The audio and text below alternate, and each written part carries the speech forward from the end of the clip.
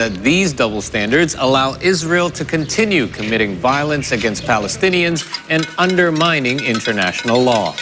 This emergency session was conducted after a permanent member of the UN Security Council vetoed a resolution calling for a ceasefire in Gaza on November the 20th.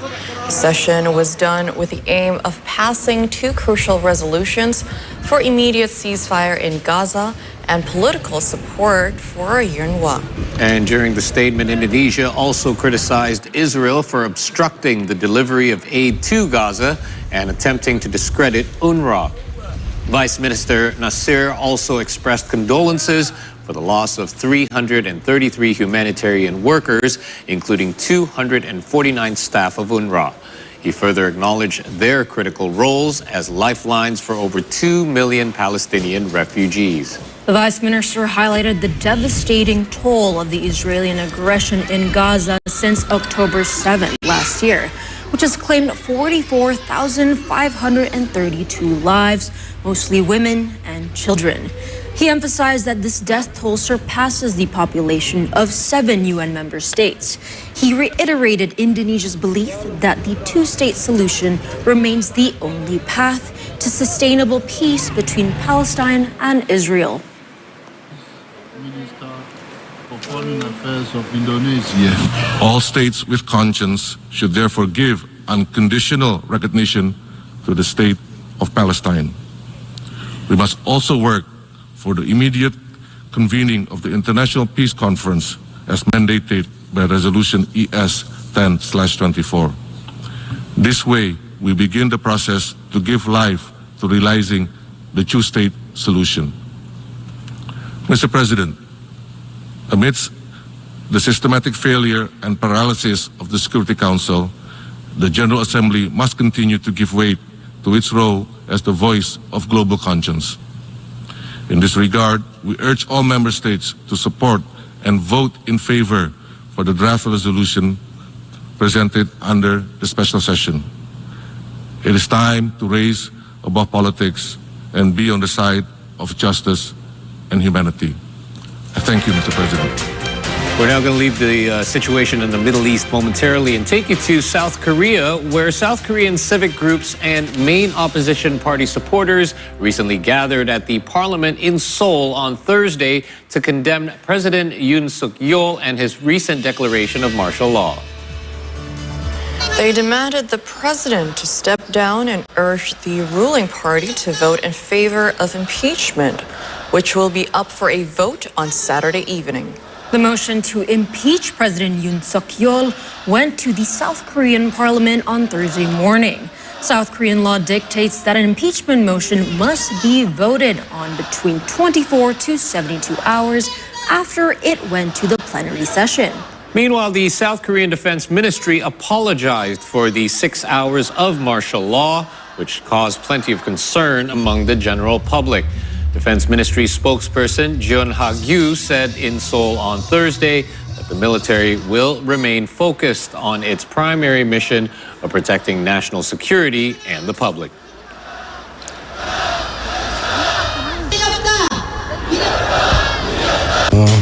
비상겸과 관련해서 국민들께 심려를 끼친 데 대해서 송구스럽게 생각을 합니다.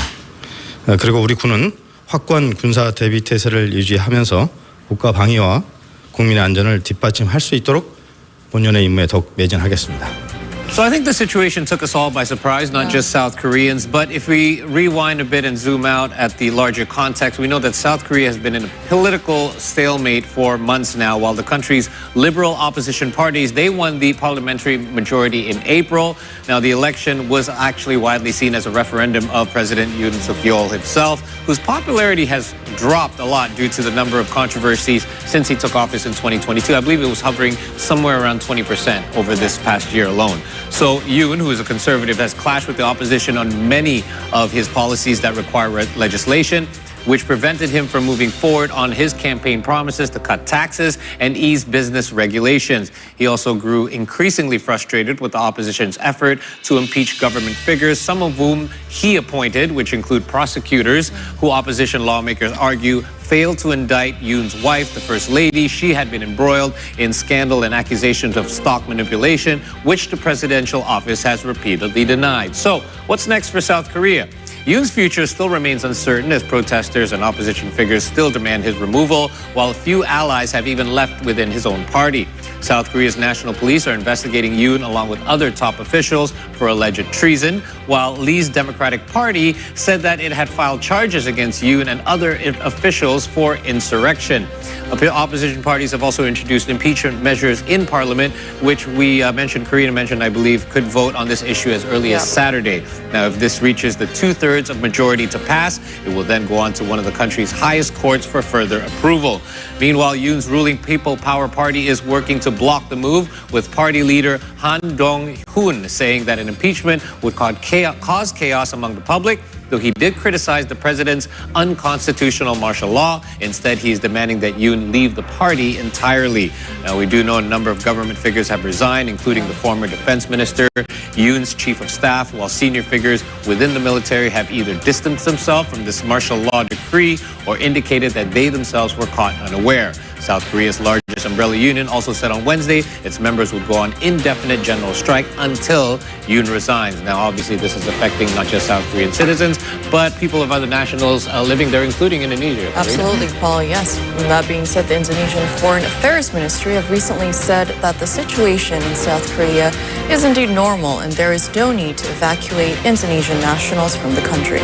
Nonetheless, Director for the Protection of Indonesian Nationals, Judah Nugraha, encouraged Indonesians in South Korea to reach out to the Indonesian embassy should they encounter any issue, including ones regarding their flights. Situasi terpantau aman, ya, normal, terkendali. Masyarakat juga sudah kembali menjalankan aktivitas secara normal. Layanan KBRI juga sudah berjalan secara normal. Kami belum mendapatkan informasi terkait gangguan penerbangan yang ada. Namun jika ada warga negara kita yang mengalami kendala penerbangan, silakan segera menghubungi hotline KBRI Seoul.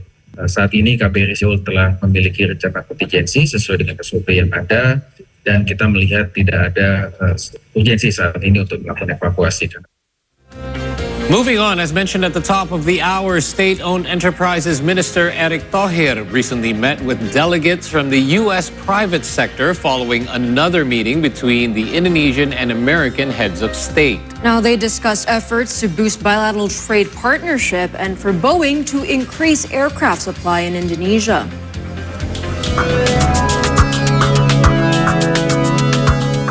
State-Owned Enterprises Minister Eric Thohir met with delegates from the U.S. private sector in Indonesia on December 5th.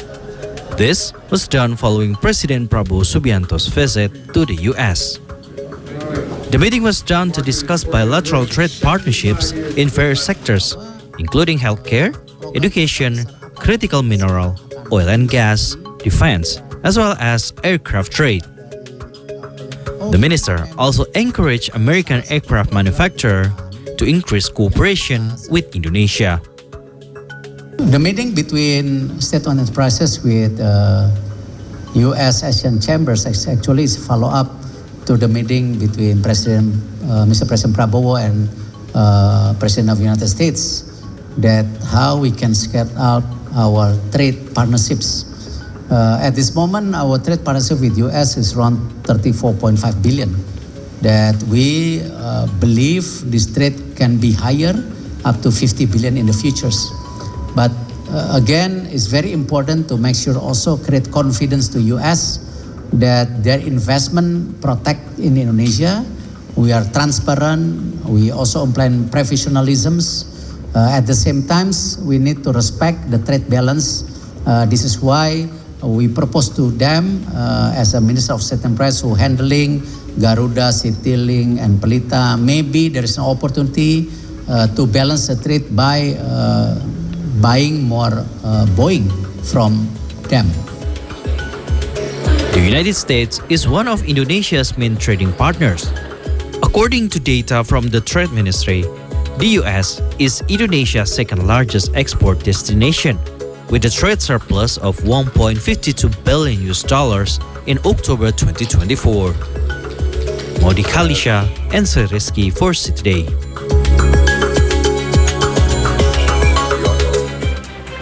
And in other news, Reok Ponorogo has officially been classified as in need of urgent safeguarding under the UNESCO Intangible Cultural Heritage List. Reok Ponorogo has officially become the 15th Indonesian cultural heritage to be included in the UNESCO Intangible Cultural Heritage List. Reok Ponorogo has officially been designated as, quote, in need of urgent safeguarding under the UNESCO Intangible Cultural Heritage List. The announcement was made during the 19th Intergovernmental Committee session for the safeguarding of intangible cultural heritage in Asunción, Paraguay on December the 3rd. Reok Ponorogo is a traditional dance from Ponorogo Regency in East Java.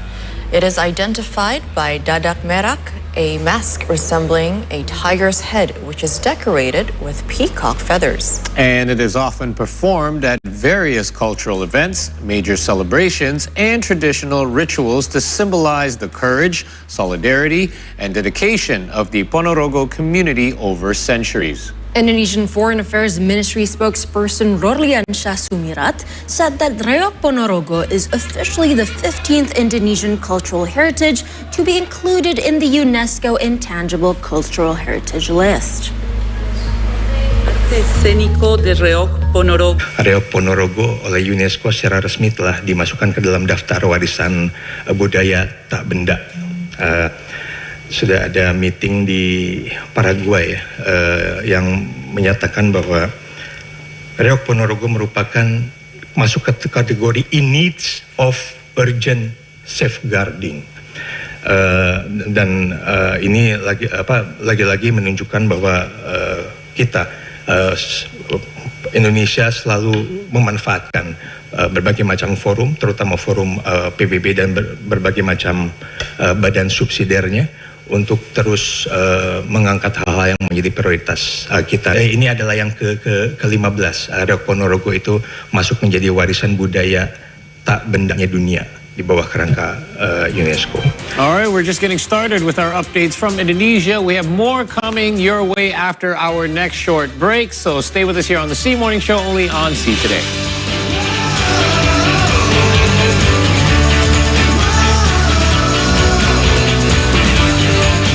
I'm starting my journey old style in this beautiful traditional Paluca sailboat. There's no wind to sail this time, Abea.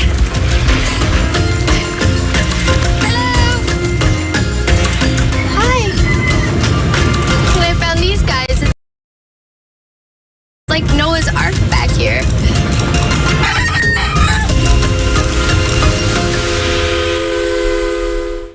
Since I was young, I had an intense desire to discover the world around me. This is my first time driving in South America. That hasn't changed, just the level of adventure.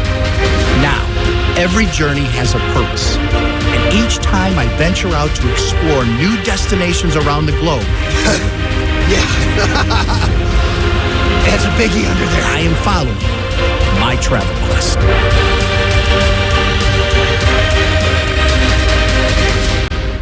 I'm Eric Hansen.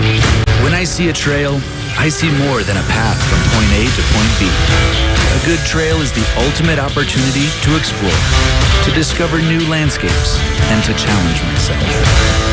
When I don't have a pack on my back, I'm thinking about my next big adventure, because my mission is simple. My mission is to discover the world's most epic trails.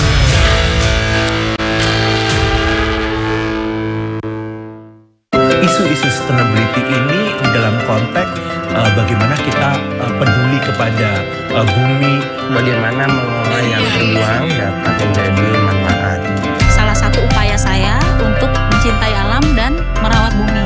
Kita membuat si tanaman nyaman seperti habitat aslinya. Kita sangat percaya bahwa ini harus menjadi awareness dan harus dilakukan oleh setiap orang. Solar ini dari Indonesia, khususnya dari Sulawesi Selatan dan Tenggara, terus dari Maluku sampai ke Raja Ampat Papua. Untuk mama sendiri atau polypterus ini dia itu cukup hardy sih. Jadi untuk range airnya sendiri bisa toleransi agak jauh. Jadi mungkin beberapa ikan cuma bisa di pH basah atau cuma bisa di pH asam. Dia bisa di pH sekitar 5 sampai 8 itu dia masih oke.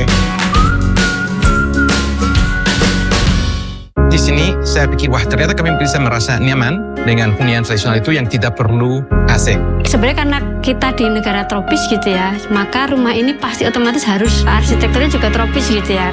Fungsi hunian itu bagi saya adalah tempat kita ingin kembali, dimana di dalam rumah itu kita merasakan nyaman, merasakan bahagia, mungkin dari sekarang hingga sampai kita tua nanti.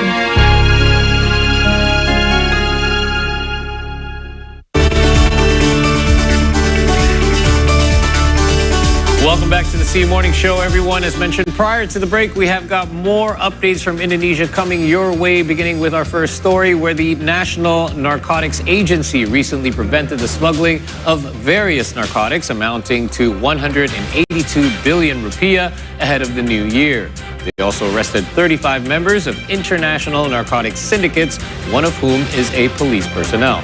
Meanwhile, the Riau Island Narcotics Agency prevented the smuggling of 40 kilograms of methamphetamine in Malaysia in Mata Ikan Gulf in Batam. They also arrested 4 suspects. Authorities arrested 35 narcotics smugglers affiliated with international drug syndicates in 15 different cases. They come from various areas including North Sumatra, Bali, Riau Islands, and more. They were brought to the National Narcotics Agency headquarters on Jalan MT Haryono in Cawang, East Jakarta on Thursday afternoon. Authorities seized approximately 80,000 grams of methamphetamine, 169,000 grams of marijuana, 59,000 ecstasy pills, nearly 2,000 grams of cocaine, and 301,940,000 rupiahs in cash. The total amount of narcotics seized by the authorities reached up to 182 billion rupiah. One of the 35 suspects is actually a police member with the initials AS. He was caught with nearly 2,000 grams of methamphetamine and cash amounting to 301,940,000 rupiah, as well as a cell phone. The 35 suspects were arrested in the last 2 weeks. They were said to distribute drugs which might be used in New Year's Eve celebrations later this month. Meanwhile, Riau Islands Narcotics Agency officers arrested Ahmad Ibrahim dan Syaril at Mata Ikan Gulf in Nongsa, Batam for possession of 40 methamphetamine packages. Following further investigation, the 2 suspects collected the methamphetamine at sea. They also plan to deliver the narcotics to a Batam resident called Masri. The drugs were set to be distributed to several cities in Indonesia, including those who are part of Masri's syndicate. Afterwards, authorities searched 2 homes belonging to Masri in Sukajadi and Palm Beach, Tanjung Uma in Batam. They seized tens of millions of rupiahs, land and property ownership documents, as well as other valuables that the suspect bought with the narcotics money. Law enforcers also arrested 3 other suspects in Medan, North Sumatra.